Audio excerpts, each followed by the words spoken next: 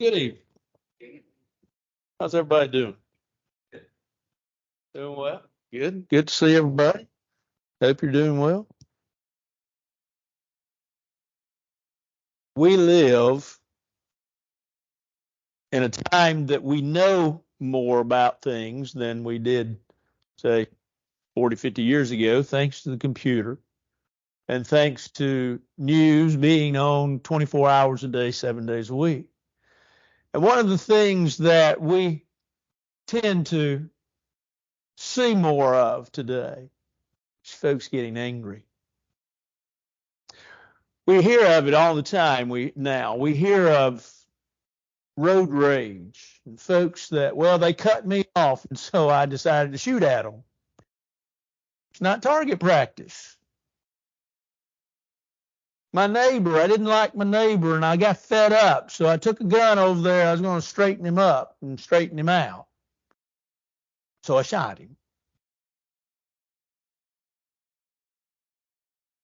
Or we see it in domestic violence from the standpoint of at home. Folks getting mad, husbands doing things to their wives, wives doing things to their husbands because they're upset at them. We get angry. You can't go to a ball game now, hardly.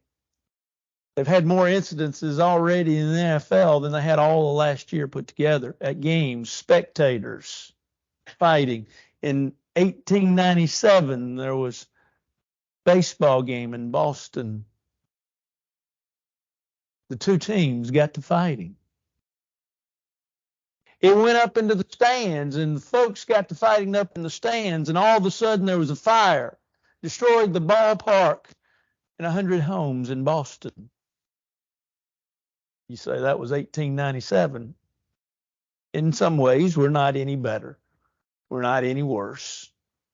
We're still mad. The Bible addresses the idea of anger.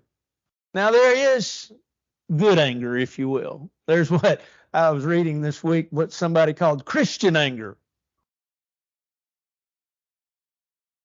But think about it. I mean, yeah, it sounds a little cheesy, a little wrong. Jesus grew angry. In John chapter 2, Jesus went into the temple, and guess what he saw? Money changers. Folks that were making, if you will, money off of folks that had come for the purpose of worshiping God. And so some of them, having come from a distance to Jerusalem, needed a sacrifice. And so there were those changing money, and there were those that were selling sacrifices.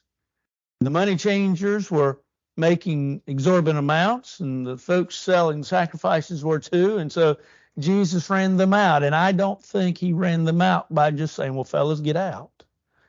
Because it said that he made whips. He turned over the tables. And so, to a degree, there is a certain anger, if you will, that is okay. When we get angry over folks that, from an ethical standpoint, are not doing what they should. And we hear of laws that our government wants to pass that are not sound from a standpoint of sight of God.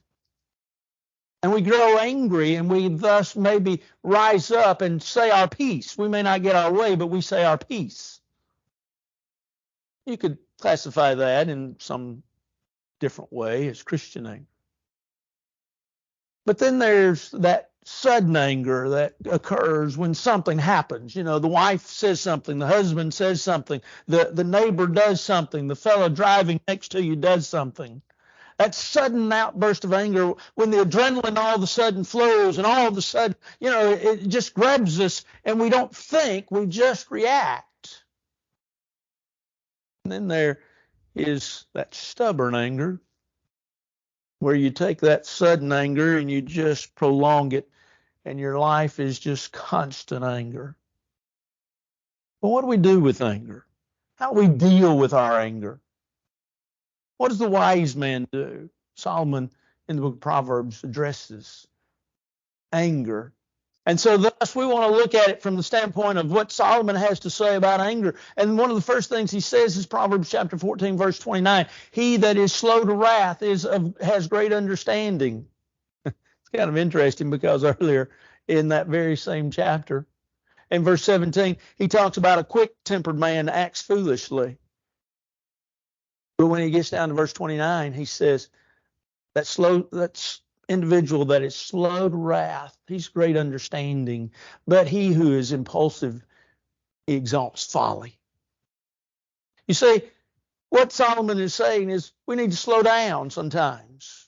We need to slow our roll. The old adage count to 10 really does work. You say, well, some would say the slow to wrath is the man that, if you will, he internalizes his anger.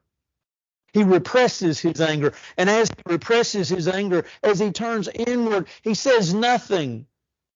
Well, doctors tell us don't do that. The individual that represses his anger many times causes high blood pressure, which also causes other issues. Cholesterol goes up. Adrenaline is always high, creates other problems in the body, and so there's difficulty there. But Solomon just says, slow your roll. Let's think about this for a minute. Let's consider certain things, but let's be slow about our anger. You know, we like that James passage in James chapter 1. Let every man be swift to hear, slow to speak, and slow to anger. We've talked about that before, and we've talked about how that James really, in the Greek, it's the idea of let every man be swift to hear, slow to speak, slower still to anger. Let him think about it. Let him ponder it. Let him consider it. You see, the wise man, he thinks about what's going on. He doesn't act in haste. Why? Because a fool does that, he says. He says, consider and think. Be slow. Have a slow burn. And so the wise man, with regards to his anger, he's slow to build up. He's slow to wrath. He's a peaceful man.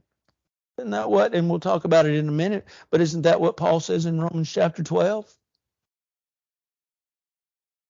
All that's within us, live peaceably with all men. And so we need to be slow to wrath. But then secondly, Solomon says in Proverbs 15, verse 1, a soft answer turns away wrath, but a harsh word stirs up anger. Solomon's right, isn't he? What happens in anger? Something hits us wrong. It violates our norm of whatever norm is for us. And that varies from person to person. But as whatever it is, whatever it's said or done, that hits us and hits us wrong, we all of a sudden fly off the handle. We use the illustrations in the beginning, the introduction, of those that we see in the news now that are so quick to pull out a gun. Think about those that, as the temper rises, one word is said, and then another is said, and then another is said, and you build upon that anger. That anger just keeps building and building and building. And you know what happens in anger? If you said it and I don't like it, I'm going to say something back to you, but here's how I make my point. Louder than you made yours, right? If I can make my voice heard louder than your voice, it doesn't matter what you're saying. I'm going to win, and I'm going to win this argument. But Solomon says you're slow to wrath. And he says, be soft in your answer. Be soft in what you say.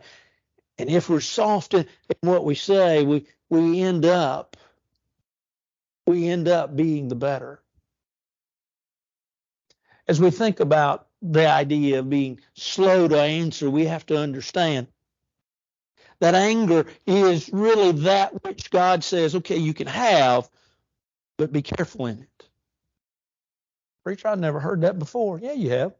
Because you have read Ephesians chapter 4, verse 26. Be angry and sin not. Let not the sun go down upon your wrath. You see, Paul says, as he addresses this anger, he says, don't sin in your anger. He didn't say don't be angry. He says, be angry, but sin not. Well, how do you keep from doing that, preacher? Because sometimes I get mad. Sometimes I get upset. You hear about the preacher once that he asked his congregation, he said, do you all notice that I have a good tan every year? And some of them said, yes. And he said, you know how I get that? And they said, no. He said, when my wife gets mad at me, I decided many years ago to go outside. So I stay outside a good portion of the summer. We learn, though, to answer the question, to answer the confrontation, to answer what's being said, answer it softly. Because what you want to do in an angry situation is diffuse the anger. What you want to do is diffuse the anger so that you can get to the point of the matter of which is being discussed. The matter of which is at hand. And so by being soft to answer, what you're doing is you are diffusing the idea of the emotion, and you're getting to the meat of the subject of what you need to discuss, settle. It might be as simple as you're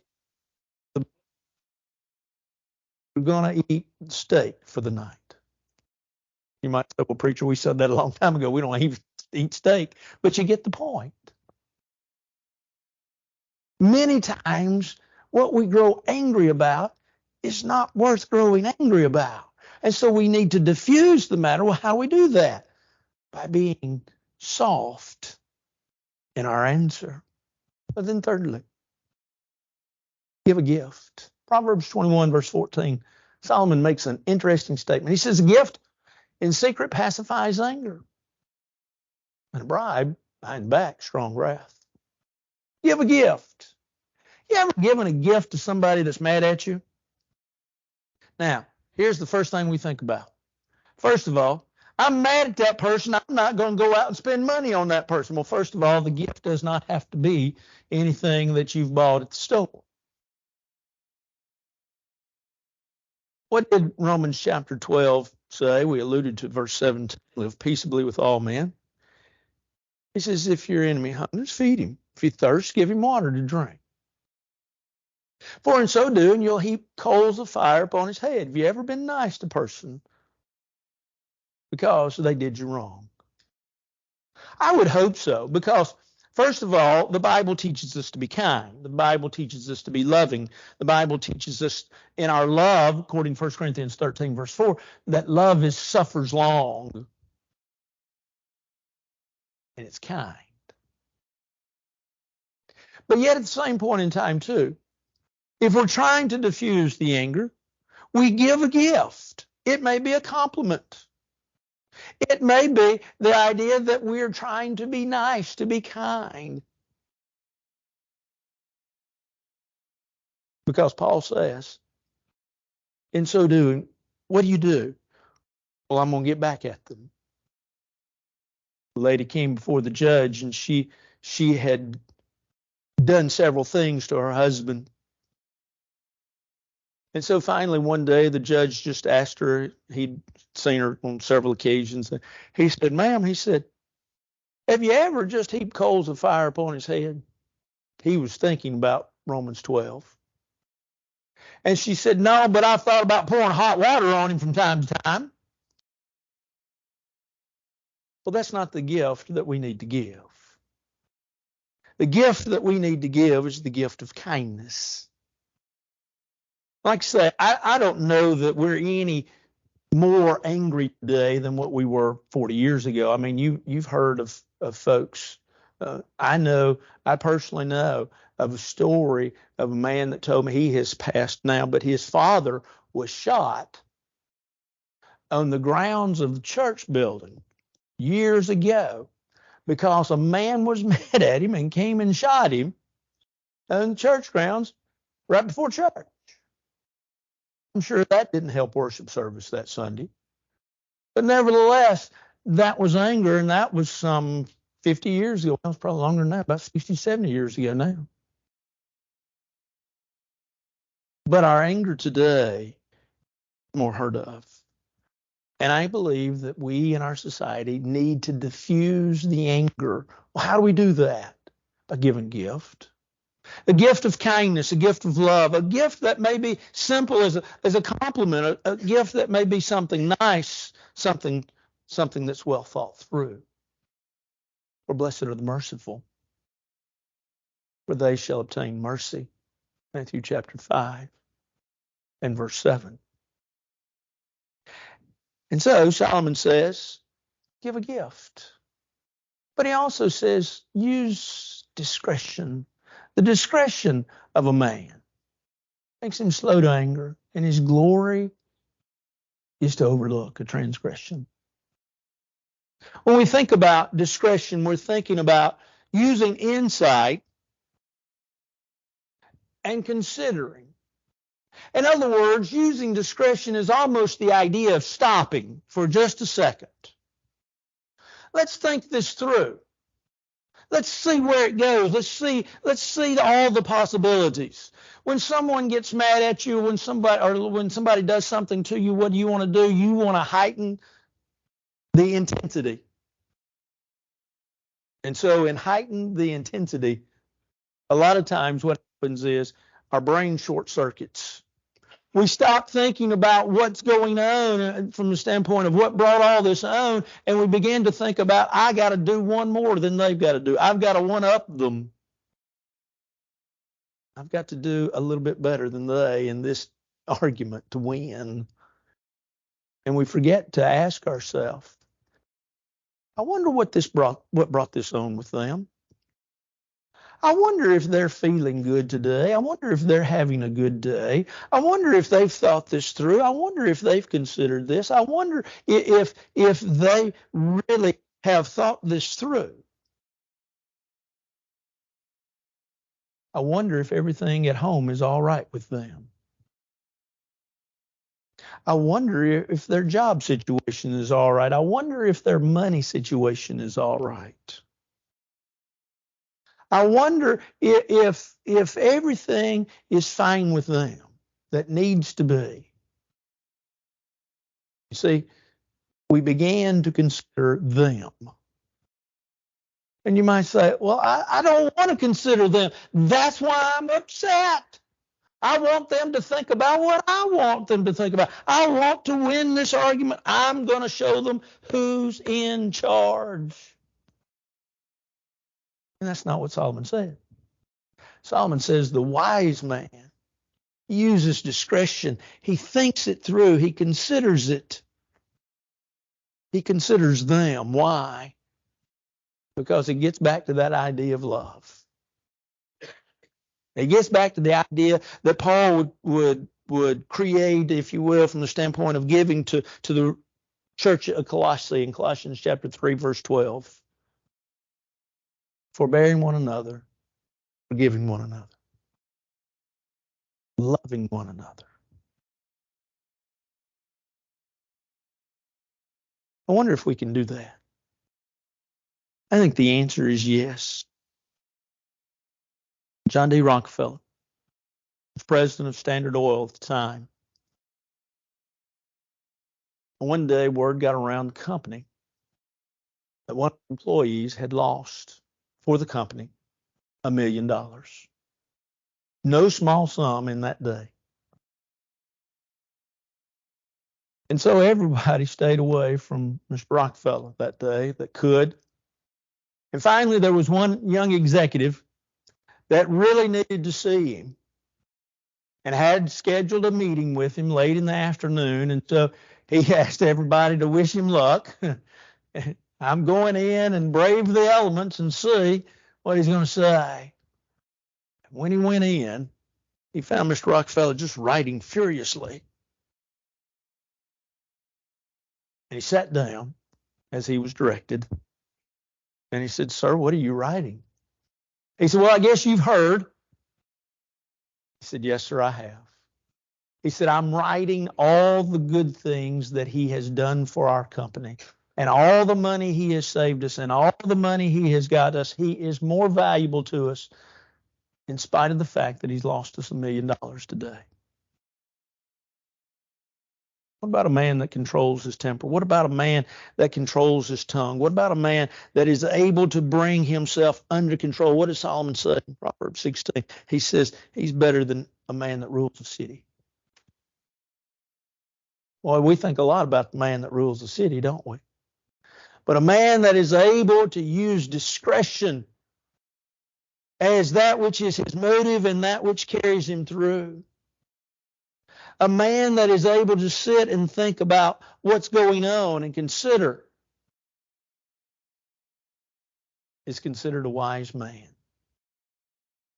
He's considered a man that's learned. He's considered a man that God wants and that God will use.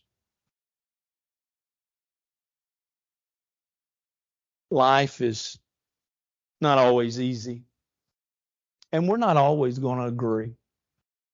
I mean, I love my wife dearly, but we don't always agree. She's shaking her head like this, like going, "No." We don't always agree. In the church, we're not going to always agree.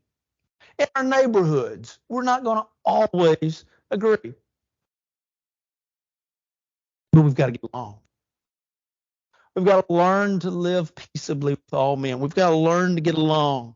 And we need to really learn how to argue. Now, if you really want to know how to argue, go see Jerry. But if you really want to know how to argue, listen to what Solomon says. Slow down. Calm down. And think about it. And as you do that, what happens? You become the wise man that God wants you to be. This evening, the wise man listens to the instructions of the Lord, follows the Lord, and accepts his invitation. And so this evening, if you need to respond in a public way, won't you come? While together we stand and sing.